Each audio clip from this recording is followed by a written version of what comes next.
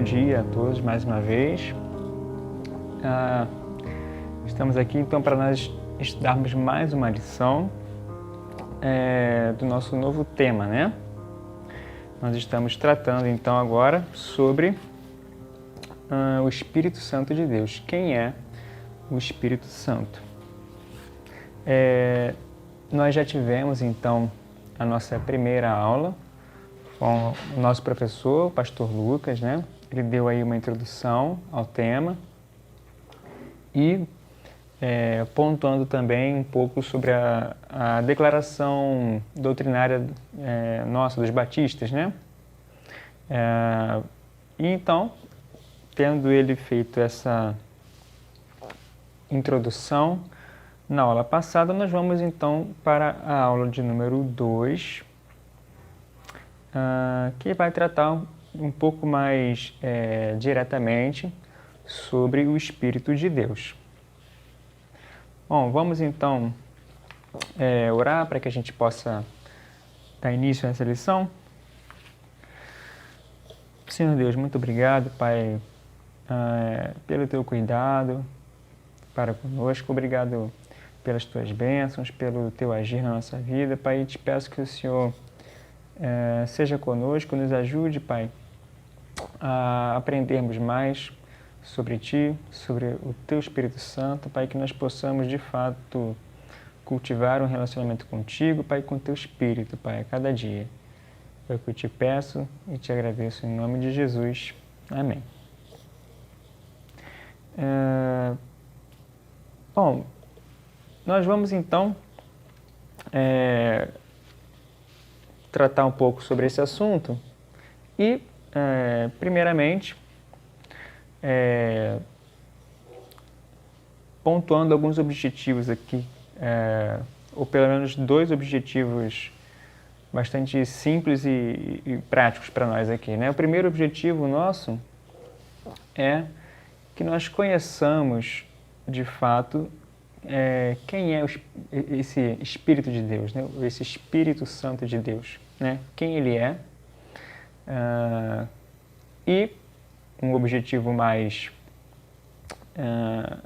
específico para nossas vidas é que nós venhamos a entender e não apenas de uma maneira assim abstrata, né? Mas que nós, de fato, tenhamos na nossa vida, nos atentemos para a importância de termos um relacionamento e de termos uma vida cheia do Espírito Santo, né?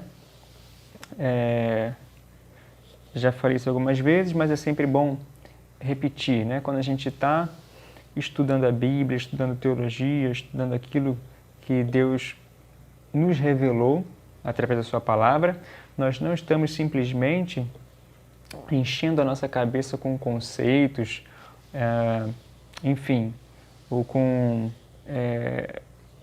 pontos de vista, ou com um material que possa simplesmente satisfazer o intelecto humano.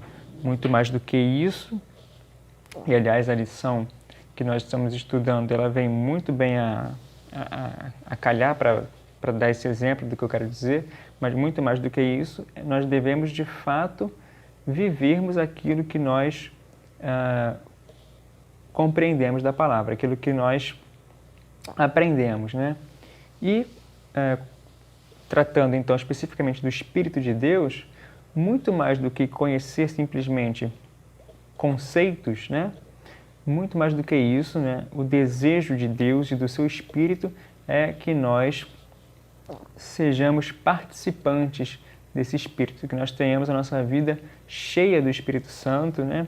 Que nós vivamos, segundo diz repetidamente o apóstolo Paulo, vivamos não segundo a carne, mas segundo o Espírito. Então, o primeiro ponto aqui que nós podemos já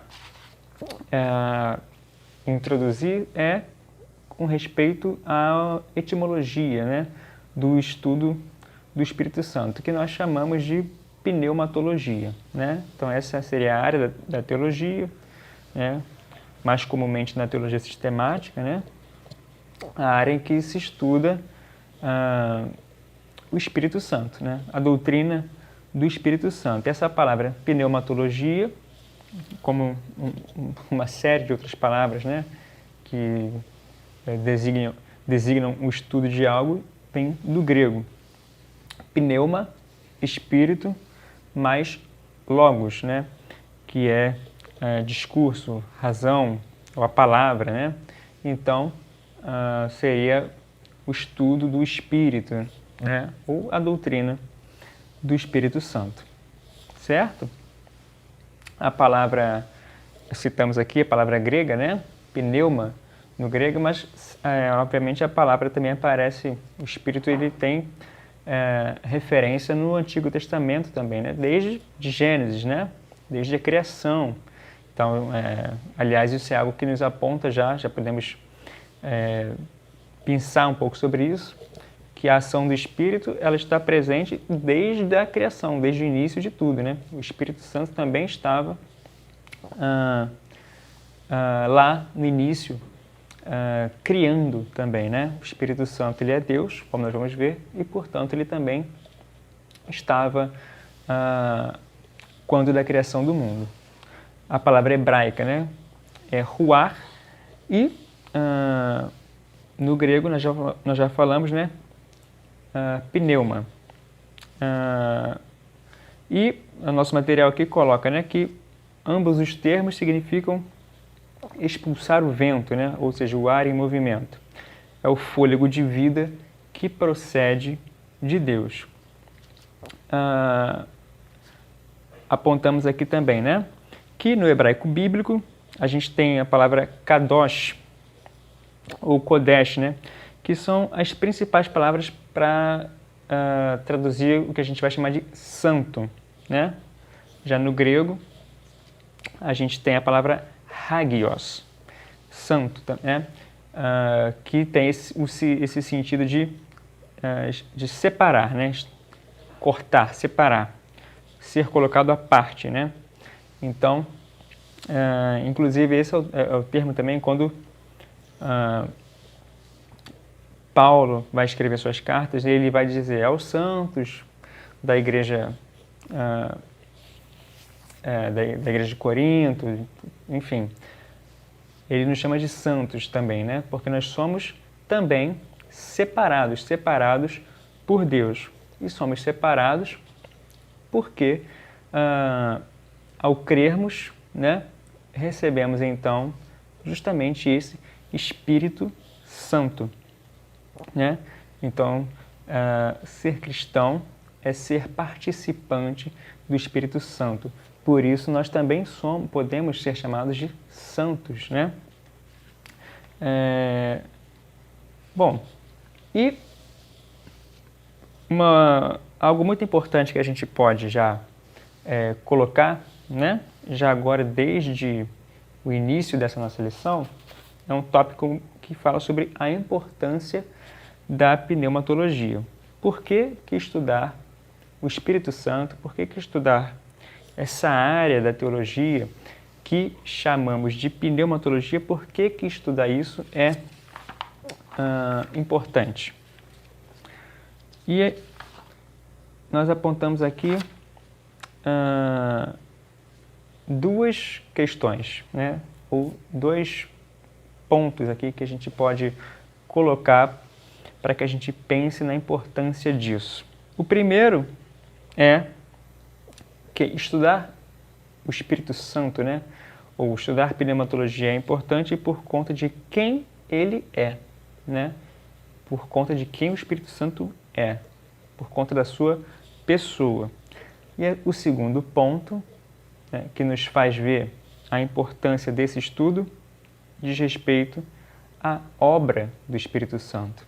Então, quando nós nos deparamos com quem o Espírito Santo é e com o que ele faz, com o que ele tem feito, né, com o que ele sempre fez, a gente pode ter uma noção da grande importância que é estudar o Espírito Santo, estudar a pneumatologia.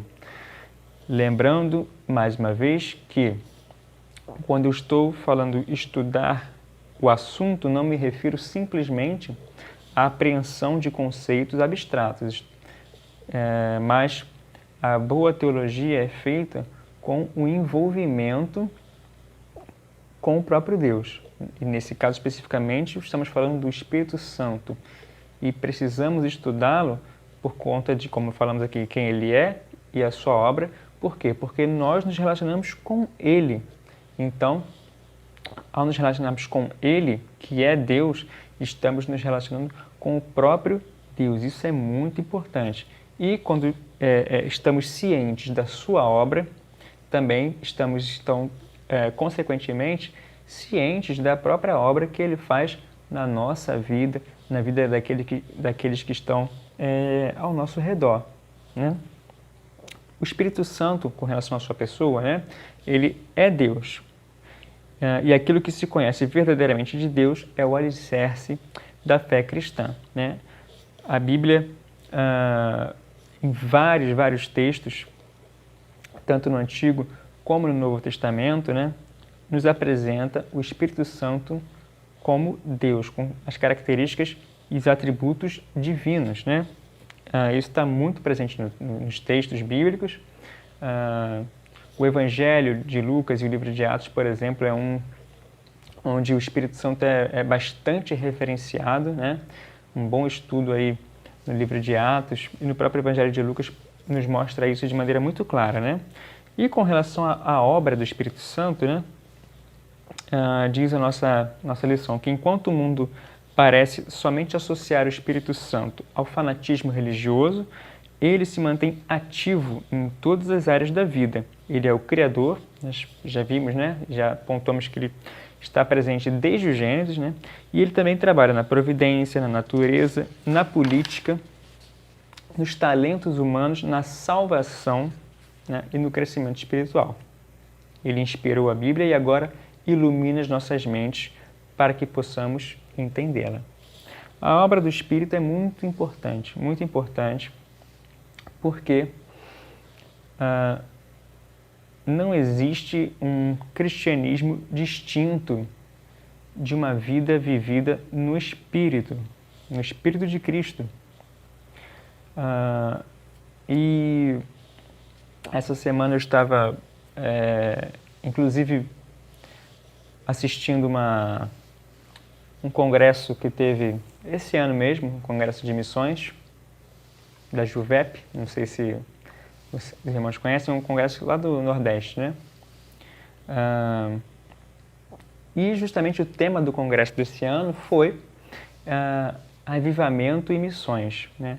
E é muito interessante, falando sobre esse ponto da obra do Espírito Santo, né? Como missões está intimamente ligado ao poder do Espírito Santo e ao avivamento que ele proporciona à sua igreja, né? E, de fato, ao longo da história, todos os grandes avivamentos que a igreja foi vivendo, sempre houve como resultado desses avivamentos, né, uma das grandes marcas, né, ou uma das grandes consequências desses avivamentos foi um crescimento estrondoso da obra missionária, né? Então, a obra do Espírito Santo,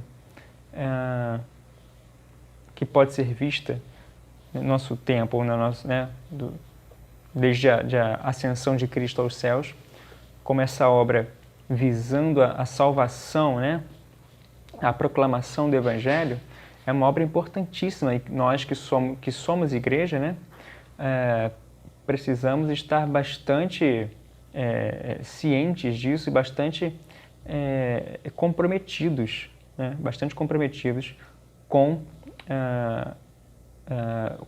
com o Espírito Santo e com a importância de termos uma vida vivida no Espírito, né?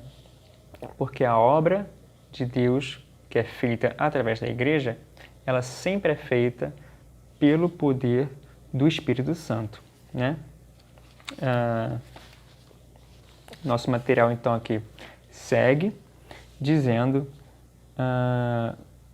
que a vinda do Espírito Santo era tão necessária para a nossa salvação quanto a própria vinda de Cristo, né? Isso é muito interessante, até porque o Espírito Santo assim como Cristo é Deus, né? Sem Espírito, nossa crença é vazia e não temos prova de nossa salvação. Veja Romanos, se você puder abrir comigo, capítulo 8, versículo 9, que diz o seguinte: Romanos 8, 9, vós, porém, não estáis na carne. Então veja esse contraste que sempre é feito por Paulo, né? O estar na carne e o estar no Espírito. Vós, porém, não estáis na carne, mas no Espírito, se de fato o Espírito de Deus habita em vós. E se alguém não tem o Espírito de Cristo, esse tal não é dele. Então veja a importância do Espírito de Cristo, do Espírito Santo, operando na nossa salvação. E de fato é Ele, é o Espírito quem nos convence, né, do pecado, da justiça e do juízo. E essa palavra do convencimento, ela é muito importante, muito interessante no texto, né? Porque essa palavra lá no grego, ela era usada, esse convencimento era usado num contexto dos tribunais, né? Quando você estava julgando alguém e então alguém vinha e apresentava provas cabais, né? Provas contra as quais não havia argumentos, né? Aquelas provas contundentes, e ali havia então o convencimento, né? Com provas assim contra as quais de fato não se tinha nenhum tipo de contra-argumento. E é esse tipo de convencimento que, né, essa palavra usada nesse contexto, que é usada no texto bíblico quando se fala da função do Espírito como aquele que convence do pecado, da justiça e do juízo. Por quê? Porque não adianta nós trabalharmos ou nós termos uma visão elevada de uma apologética, né? Ou seja, de uma defesa da fé cristã, se nós não tivermos de modo muito mais elevado a seriedade da obra e da ação do Espírito Santo, porque é Ele, né? A obra é dele, a obra da salvação é dele, é Ele quem convence, é Ele quem mostra ao ser humano os seus pecados, né?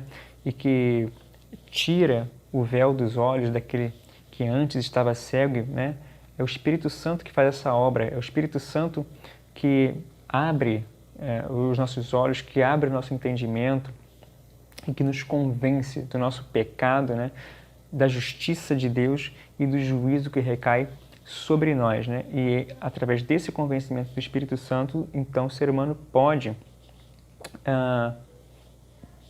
arrependido, né? Depositar fé em Cristo e ser salvo e ser habitado por esse Espírito Santo. Portanto, quando a gente atenta para a pneumatologia, o resultado disso é que nós nos submetemos às Escrituras como a nossa única regra de fé e prática, especialmente, diz o nosso texto, no estudo da obra do Espírito Santo, onde muitos têm feito de sua própria experiência a autoridade final. Outros afirmam, em nome do Espírito Santo de Deus, terem recebido revelações extrabíblicas e passam a ensinar heresias destruidoras. Em oposição a esse tipo de atitude, o apóstolo Paulo foi enfático, Gálatas 1:8. Mas ainda que nós mesmos ou um anjo do céu vos pregasse outro evangelho, além do que já vos pregamos, seja anátema. O que nós temos aqui? A importância de nós nos atermos, acima de tudo, às Escrituras e à Palavra de Deus. Nenhuma manifestação do Espírito Santo será contraditório àquilo que a Palavra já nos mostrou. Então, a grande balança, né? A grande referência são, né, as Escrituras Sagradas, a Bíblia. Qualquer manifestação que possa vir do Espírito Santo nas nossas vidas sempre será no sentido de corroborar, né, ou ser contínuo e jamais discordante daquilo que a Bíblia já nos tem mostrado. Bom, o próximo ponto agora fala sobre algumas implicações da doutrina do Espírito Santo. Já nos atentamos aqui para a importância desse estudo, né? E a importância de nos atermos àquilo que a Bíblia tem para nos dizer sobre isso, assim como sobre os demais assuntos que dizem respeito a Deus e a sua palavra e a sua revelação. Nós temos agora, então, e vamos passar a falar sobre as implicações, né, da doutrina do Espírito Santo. E nós temos, então, 5 pontos para a gente tratar nesse tópico. A primeira implicação é que o Espírito Santo é uma pessoa e não uma força vaga.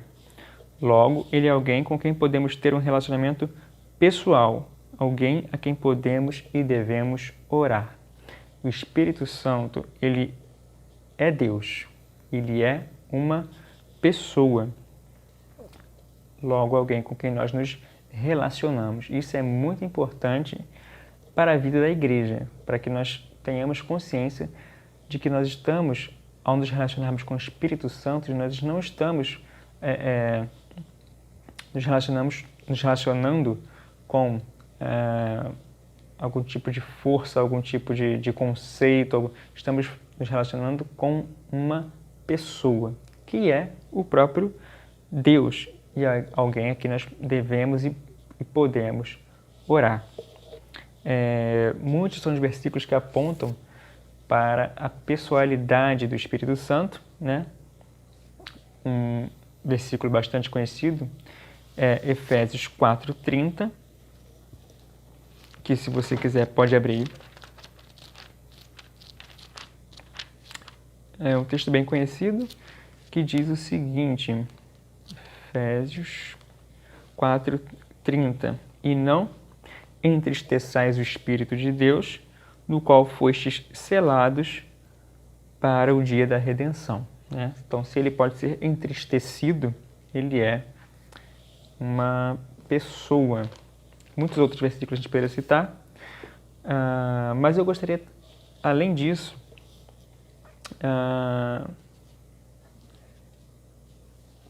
de me deter ainda nesse texto, porque ele ecoa, esse texto de Efésios 4:30, porque ele ecoa um texto também do Antigo Testamento, né? E eu gostaria de citar também, além de um versículo do Novo, eu queria citar esse versículo do Antigo, que é muito provavelmente de onde Paulo está extraindo essa ideia de entristecer o Espírito de Deus, que é Isaías 63. Se você puder abrir comigo. Isaías 63. Eu vou ler... vamos ler a partir do versículo 9. Diz o seguinte, Isaías 63, 9. Em toda a angústia deles foi ele angustiado, e o anjo da sua presença os salvou. Está falando do povo de Israel aqui, né? Pelo seu amor e pela sua compaixão, ele os remiu. Então, quem? O anjo da sua presença, né? O anjo da presença de Deus. Remiu o povo de Israel, os tomou e os conduziu todos os dias da antiguidade. Veja o versículo 10. Mas eles foram rebeldes e contristaram o seu Espírito Santo. O mesmo termo que Paulo vai usar lá em Efésios. Pelo que se lhes tornou em inimigo e ele mesmo pelejou contra eles. Então veja que a ideia da pessoalidade do Espírito Santo também está presente no Antigo Testamento. Versículo 11. Então o povo se lembrou dos dias antigos de Moisés e disse: Onde está aquele que fez subir do mar o pastor do seu rebanho? Onde está o que pôs nele o seu Espírito Santo? Portanto, aqui a gente pode ver justamente também no Antigo Testamento essa característica do Espírito Santo como pessoa, Antigo e Novo Testamento. Segunda implicação da doutrina do Espírito Santo é que o Espírito Santo, sendo plenamente divino, deve receber a mesma honra e respeito que dispensamos ao Pai e ao Filho. É apropriado adorá-lo como adoramos a eles. Não se deve pensar que ele seja em algum sentido inferior a eles em essência, né? O Espírito Santo, ele é plenamente divino, ou seja, da mesma substância do Pai e do Filho. A terceira implicação é que o Espírito Santo ele é um com o Pai e o Filho. Sua obra é a expressão e a execução do que os três planejaram juntos. Não há tensão entre as três pessoas ou suas atividades. É muito interessante o texto que Jesus Cristo cita, né, quando vai à sinagoga. Ele lê um texto de Isaías, né? E ali é muito interessante ver justamente a Trindade, né, agindo. Porque Cristo pega o texto que está lá em Isaías 61 e ele cita o versículo que diz: o Espírito do Senhor Deus está sobre mim, porque o Senhor me ungiu para pregar boas novas aos quebrantados. Eu estou lendo em Isaías mesmo. Enviou-me a curar os quebrantados de coração, a proclamar libertação aos cativos e a pôr em liberdade os algemados. Versículo 2, a apregoar o ano aceitável do Senhor. Né? Jesus lê até aqui. E veja que interessante, você tem Jesus Cristo, Jesus lendo esse texto, e logo em seguida que ele lê, ele diz, né? Hoje se cumpriu essa escritura, né? Então veja, ele está se colocando como aquele sobre quem foi posto o Espírito do Senhor. Então nós temos aqui a Trindade, né, trabalhando em harmonia juntas. Por quê? Você tem o Espírito, né, uma pessoa de quem? Do Senhor Deus, está sobre Jesus. Então, já Jesus citando esse texto, né, e se colocando como cumprimento desse texto, desse texto de Isaías 61, nós lemos aqui o versículo 1 e o pedaço do versículo 2, a gente vê justamente isso, né? O Espírito Santo ele é um com o Pai e com o Filho, né? E, portanto, não há nenhuma tensão entre eles e entre as suas atividades.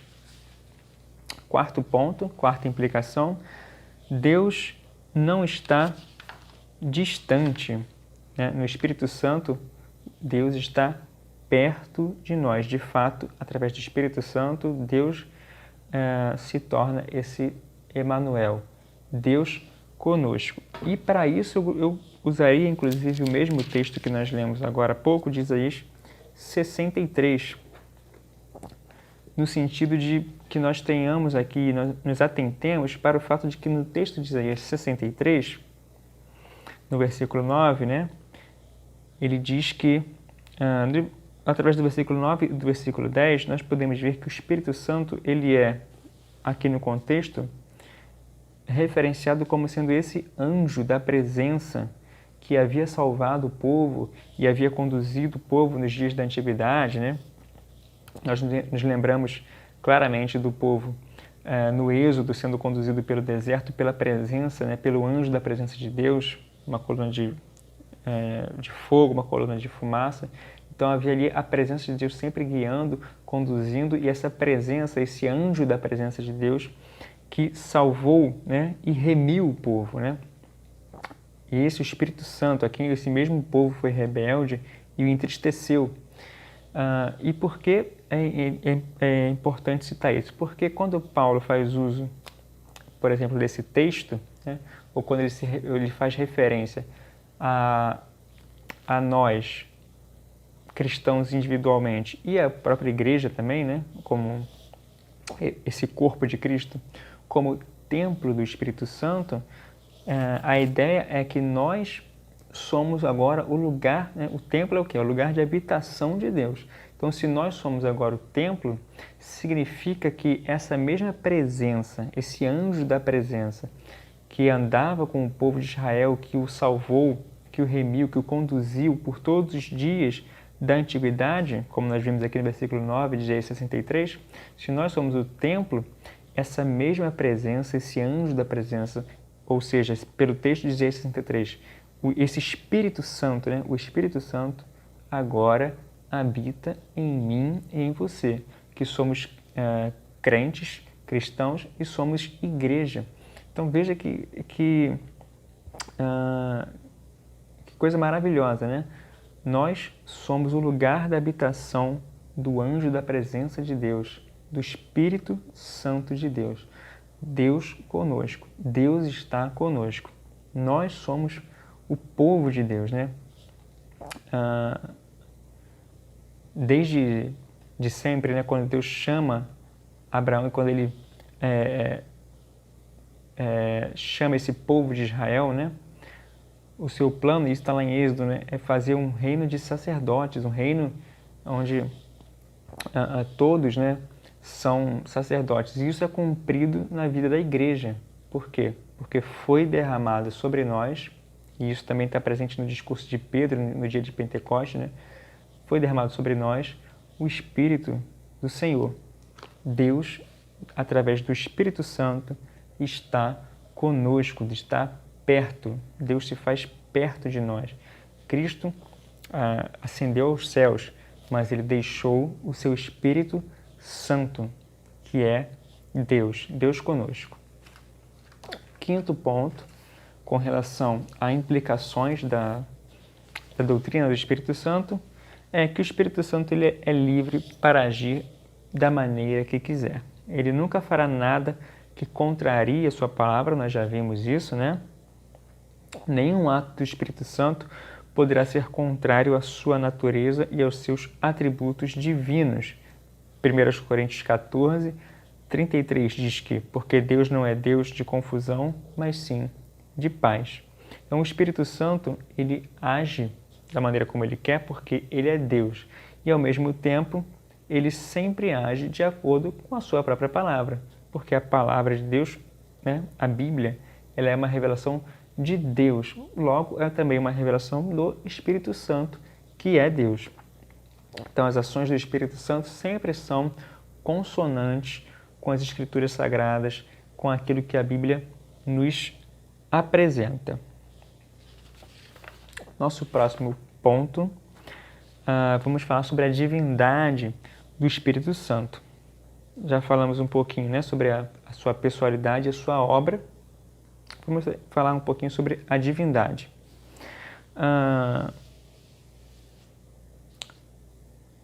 Nas Escrituras, o Espírito Santo ele é sempre apresentado com os atributos que também são relacionados a Deus, né? Com os atributos e com as características de um ser divino, né? O nosso estudo aqui, então, separa dois períodos aqui com relação à ação do Espírito Santo. O período anterior ao Pentecostes, o período pré-pentecostal e o período, então, pós-pentecostal, né? No período pré-pentecostal, o Espírito Santo, ele, obviamente, por ser divino, por ser Deus, ele já existia, porque ele sempre existiu, e logo ele sempre esteve ativo, né? Então, no Antigo Testamento, a obra do Espírito Santo, sim, com certeza, porque ele é Deus e ele sempre existiu, sempre atuou.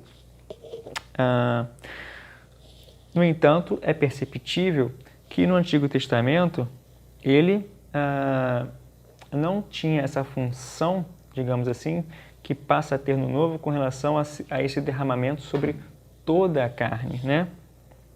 De fato, o Novo Testamento, a partir do Pentecostes, marca um período de uma atividade especial do Espírito Santo.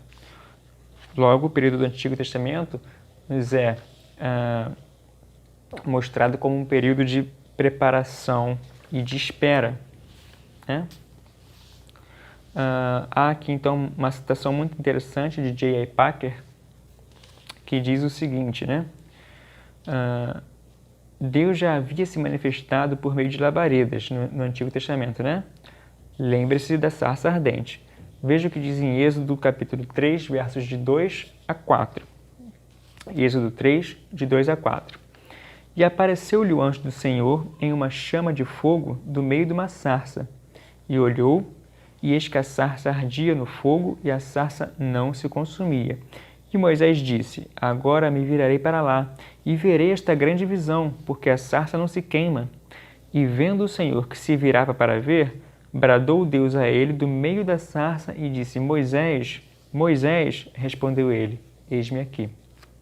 Então diz J.I. Packer que cremos que as chamas que tocaram a cabeça dos discípulos no Pentecostes sem os ferir tiveram o mesmo significado, né? O mesmo significado dessa sarça ardente que não consumia aquela planta, né? E nós notamos então uma grande diferença, né, entre a atuação do Espírito Santo no Antigo Testamento e no Novo, a partir do Pentecostes, né? No Antigo Testamento, o Espírito Santo tinha uma atividade especial entre reis, profetas e sacerdotes. Ou seja, o Espírito Santo ele vinha como sendo a presença de Deus capacitando o indivíduo para uma determinada função, né? Rei, profeta e sacerdote. Isso era visto também através da unção com óleo, né? Que era feita dos reis, né? Dos sacerdotes. Né? Se a gente voltar lá para Levítico, a gente vai ver isso. E em muitos profetas também. Portanto, essa seria, digamos assim, uma função especial do Espírito no Antigo Testamento. E no período do Novo Testamento, a partir do Pentecostes, nós podemos ver isso no discurso do próprio Pedro, né? Quando o Espírito Santo desce sobre eles ali em Atos, há uma manifestação poderosa, eles começam a falar a profetizar em línguas, e havia pessoas de vários lugares diferentes, e acontece um grande milagre, cada um entende na sua própria língua, né? E Pedro vai então citar uma profecia de Joel, dizendo que nos últimos dias Deus derramaria o seu Espírito sobre toda a carne. Ou seja, não mais há agora um derramamento para uma atividade específica, como nós citamos, reis, profetas e o sacerdócio. Mas agora o Espírito Santo ele é derramado sobre toda a carne. E isso também faz uma referência à promessa de Cristo, né? De, uma vez assunto aos céus, enviar para nós o seu Espírito Santo, né? Cristo, quando sobe, diz para os seus seguidores, seus discípulos, que eles deveriam ficar em Jerusalém até que ele lhes enviasse o Espírito Santo. E aí, já entrando nesse período pós-pentecostal, né, que é o período que vai se estender desde esse dia, né, em que o Espírito Santo foi enviado àquele grupo de 120 pessoas, né, que nos diz o texto,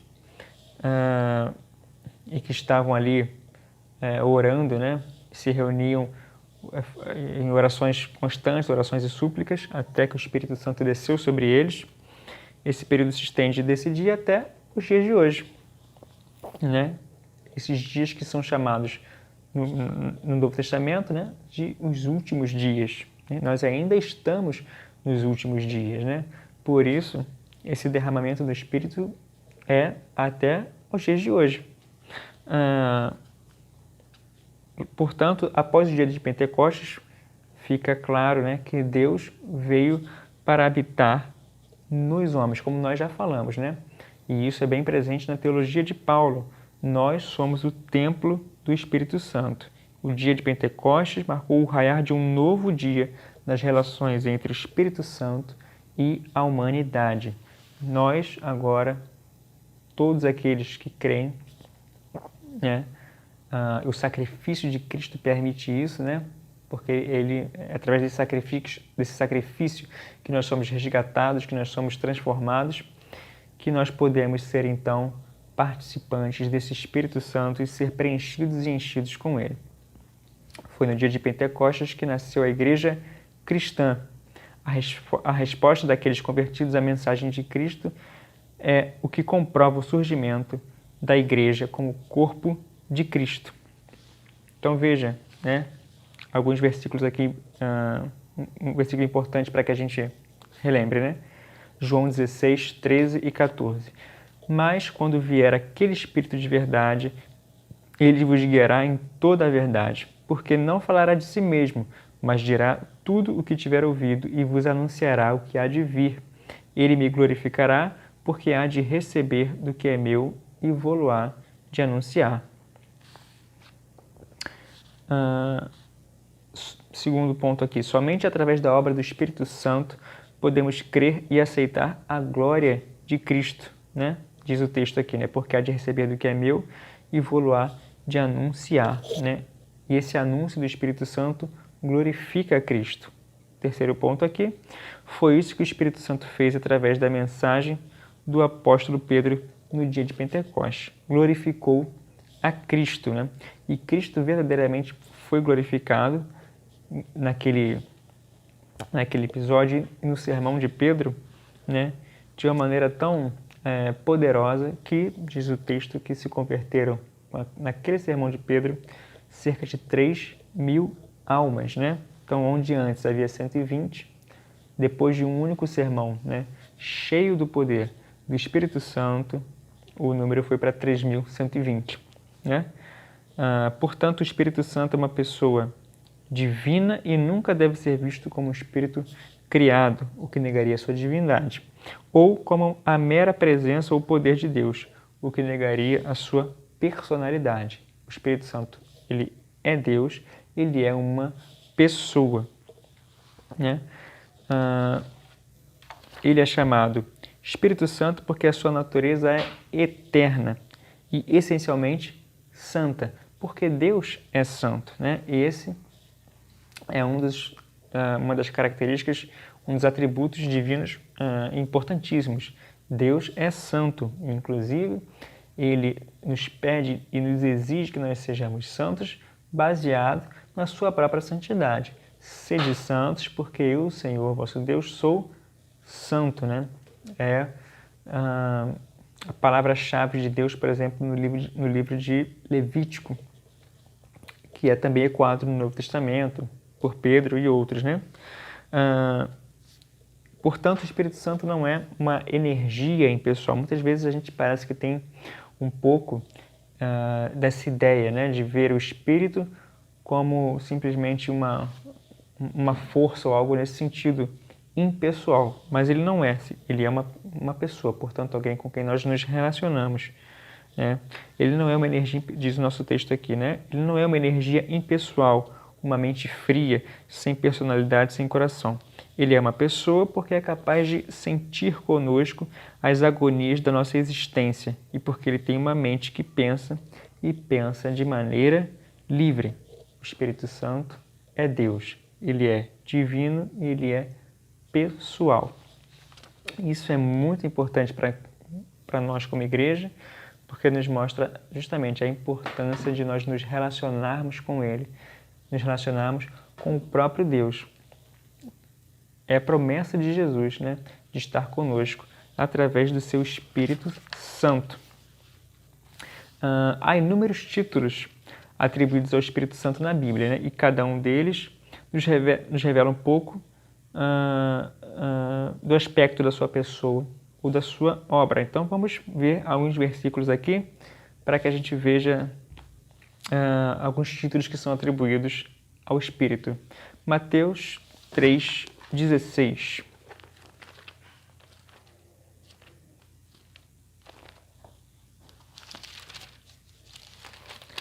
Diz assim o nosso texto.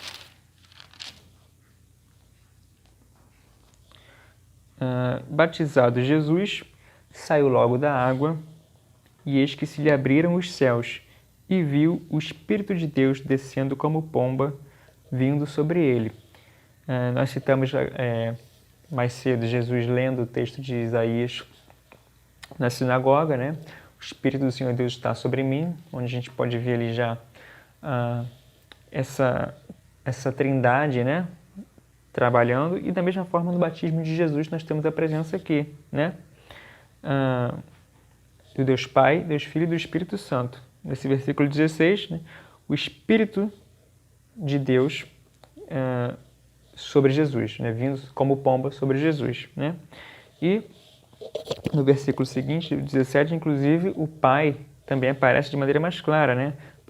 Através dessa voz dos céus que dizia: "Este é o meu Filho amado, em quem me comprazo". Portanto, o Espírito Santo é o Espírito de Deus, né? Que atesta, né, a obra de Cristo e que nos mostra, né, justamente a importância do ministério do próprio Cristo.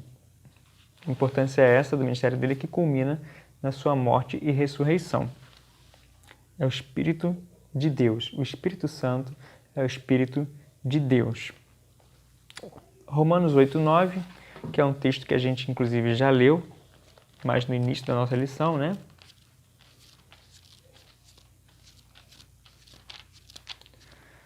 Mas vamos abrir de novo porque a gente vai ver aqui um outro título, né? O primeiro título que a gente viu foi Espírito de Deus. E aqui em Romanos 8:9 nós vemos que o Espírito de Deus é também o Espírito de Cristo.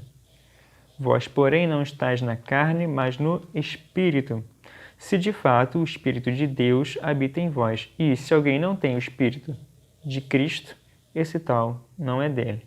Portanto, aqui nós podemos ver claramente, né? Não só que Paulo aponta para a divindade de Cristo, né? Afinal de contas, ele está relacionando os termos Espírito de Deus com o Espírito de Cristo, mas também nos mostrando esse título que é dado ao Espírito Santo, que é o Espírito de Cristo, mostrando essa consciência trinitária de Paulo, né?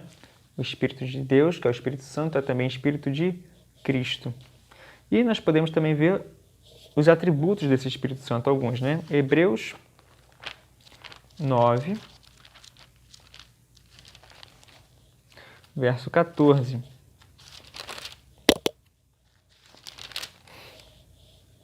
Hebreus 9,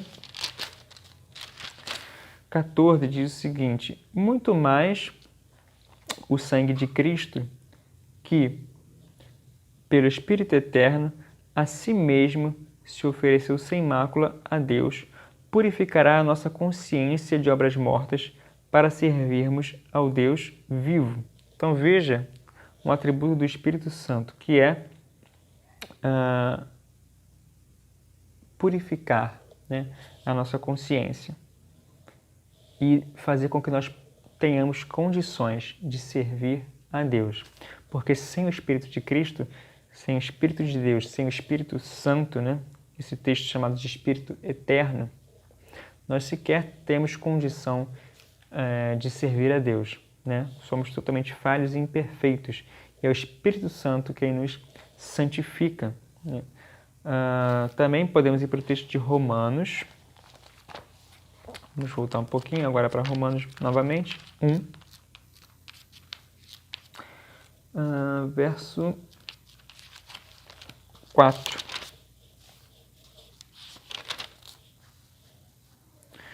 Que diz o seguinte, Romanos 1, 4. E foi designado Filho de Deus com poder, segundo o Espírito de Santidade, pela ressurreição dos mortos, a saber, Jesus Cristo, nosso Senhor. Portanto, nós vemos aqui um outro atributo do Espírito Santo, né? Esse Espírito de Santidade, né? Através do qual Cristo é designado Filho de Deus, né? Com poder. O Espírito Santo de Deus é o Espírito que ressuscitou o próprio Cristo, né? É o Espírito Santo, é aquele mesmo o poder de Deus, né? Pela sua divindade, que ressuscita a Cristo e que inclusive nos dá a esperança da nossa própria ressurreição nos últimos dias, né? Portanto, o Espírito Santo sempre trabalha em conjunto e em união com Deus Pai e com Deus Filho. Falando da obra do Espírito Santo, podemos ver em João 14,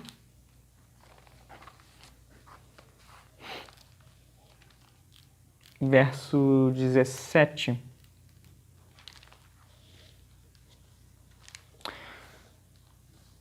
João 14, 17.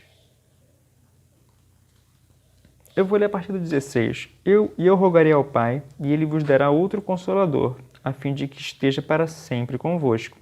O Espírito da verdade, que o mundo não pode receber, porque não o vê nem o conhece. Vós o conheceis, porque Ele habita convosco e estará em vós. Portanto, isso faz parte da obra do Espírito Santo. Estar conosco, estar naqueles que creem. É o Espírito da verdade, né?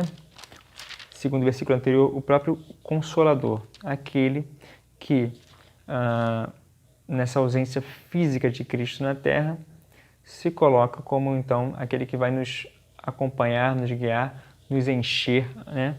E ser, de fato, esse Deus conosco, nesses que são chamados os últimos dias. Ainda, Romanos 8, verso 2.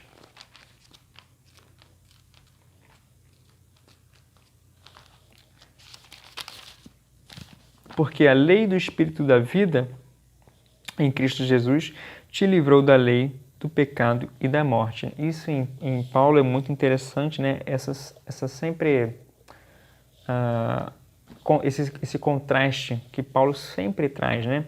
Entre a vida na carne e a vida no Espírito. A lei do Espírito da vida em Cristo Jesus nos livra da lei do pecado e da morte. Então veja essa função salvífica do Espírito Santo, né? Que aqui inclusive é chamado de Espírito da vida. E veja também o versículo 15, aqui de Romanos 8, que diz o seguinte: porque não recebestes o espírito de escravidão, para viverdes outra vez atemorizados, mas recebestes o espírito de adoção, baseados no qual clamamos Abba, Pai. Então temos mais uma questão da obra do Espírito Santo, que é chamada aqui de espírito de adoção, né? Através do Espírito, nós somos feitos família de Deus, né?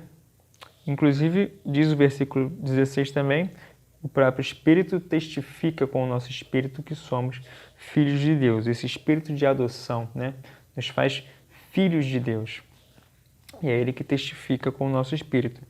Em nós, quem? Naqueles que vivem não segundo a carne, mas segundo o Espírito. Veja o versículo 13. Que vem logo um pouquinho antes. Porque se viverdes segundo a carne, caminhais para a morte. Mas se pelo Espírito mortificardes os feitos do corpo, certamente vivereis. A obra do Espírito é uma obra de vida. Portanto, se nós vivermos segundo a carne, nós caminhamos, diz o texto, para a morte. Mas se pelo Espírito nós matarmos, né, mortificarmos as obras do corpo, né, as paixões humanas, tudo aquilo que está ligado à nossa fraqueza da carne, né, dessa nossa vida efêmera que vivemos, se pelo Espírito fizermos isso, nós certamente viveremos. E aí sim, o Espírito testifica com o nosso Espírito que somos filhos de Deus. E o último texto aqui, para falar também da obra do Espírito Santo, Hebreus 10.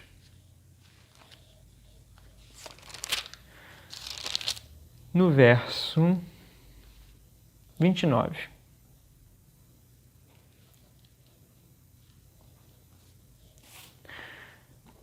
De quanto mais severo castigo julgais vós, será considerado digno aquele que calcou aos pés o Filho de Deus e profanou o sangue da aliança com o qual foi santificado e ultrajou o Espírito da graça.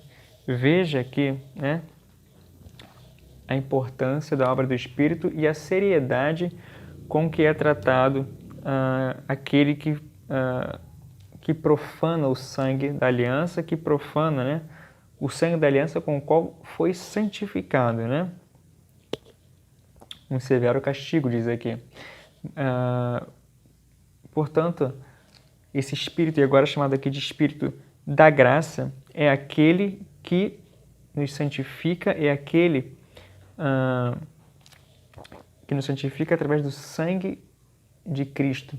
Portanto, veja essa harmonia na obra salvífica, né? Deus Pai, Deus Filho, Deus Espírito Santo. A gente poderia até citar outros textos aqui também, né? Mas acho que esses já foram suficientes, o nosso tempo também já está esgotando, para que a gente tenha uma noção de quem é o Espírito de Deus, da sua obra e da sua pessoalidade. É uma pessoa. E com isso, eu apenas gostaria de finalizar falando sobre a seriedade com que nós devemos levar a vida cristã, principalmente diante de um texto agora, esse texto de Hebreus, que é tão forte, né, para conosco. A seriedade com que nós devemos levar a nossa vida e o nosso relacionamento com o Espírito de Deus, né? Leia-se com o próprio Deus. Não há igreja, não há vida cristã que não seja uma vida vivida no Espírito, né? E é justamente esse o contraste que Paulo repetidamente faz nas suas epístolas, né? O crente é aquele que não anda segundo a carne, mas que anda segundo o Espírito. Então, que você e que eu tenhamos consciência disso, de que nós precisamos ter uma vida vivida no Espírito. E lembra aqui mais uma vez do que eu ouvi bastante essa semana, né?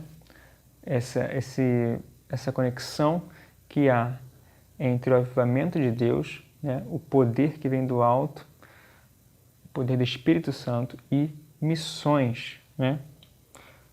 Se você tem o Espírito de Cristo, o Espírito de Deus, esse Espírito eterno, esse Espírito de adoção, esse Espírito da graça, você é um missionário, né? Essa é a função da igreja, fazer Cristo conhecido. E essa obra é a nossa obra, porque essa obra é do Espírito e nós somos participantes do Espírito e, portanto, participamos da obra e temos o privilégio de fazer isso. Mas nunca, a obra de Deus nunca deve ser feita sem o Espírito, né? O evento do Pentecostes é um evento que nos alerta bastante para isso, né?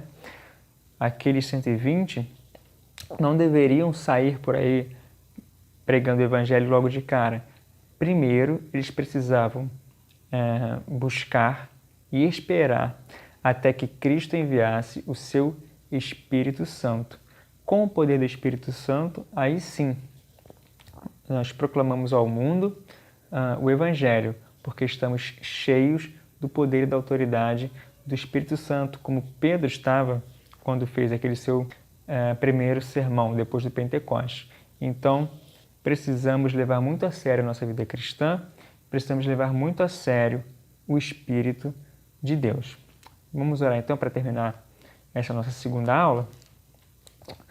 Senhor Deus, muito obrigado, Pai, pela lição dada. Deus, obrigado porque sabemos que o Senhor é nosso Deus, nosso Salvador, e sabemos que Teu Espírito Santo, Pai, habita em nós.